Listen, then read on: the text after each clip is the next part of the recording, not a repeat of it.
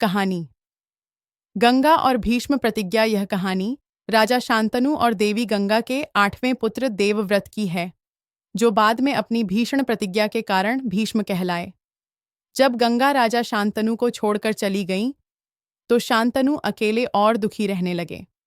कुछ समय बाद शांतनु को एक युवा और अत्यंत सुंदर स्त्री सत्यवती से प्रेम हो गया।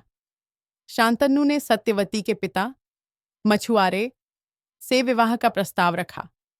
सत्यवती के पिता ने एक शर्त रखी कि उनकी पुत्री से उत्पन्न संतान ही हस्तिनापुर का राजा बनेगी।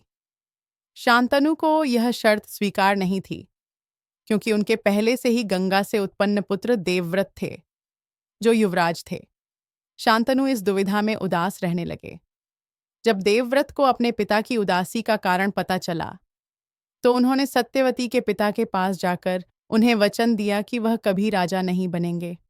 लेकिन मछुआरे को अभी भी एक संदेह था। उन्होंने कहा कि यदि देवव्रत का पुत्र होता है, तो वह सिंहासन का उत्तराधिकारी बन सकता है। तब देवव्रत ने एक और भीषण प्रतिज्ञा ली। मैं आजीवन अविवाहित रहूंगा और ब्रह्मचर्य का पालन करूंगा।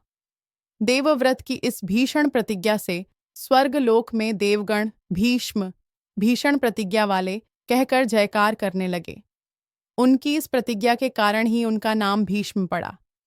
इस त्याग के कारण शांतनु और सत्यवती का विवाह हो सका। भीष्म ने अपना पूरा जीवन हस्तिनापुर के सिंहासन की रक्षा और अपने वचनों का पालन करने में लगा दिया, चाहे इसके लिए उन्हें कितने भी बलिदान क्यों न देने पड़े। यह कहानी त्याग, कर्तव्य निष्ठा और वचनबद्धता की सर्वोच्च मिसाल है।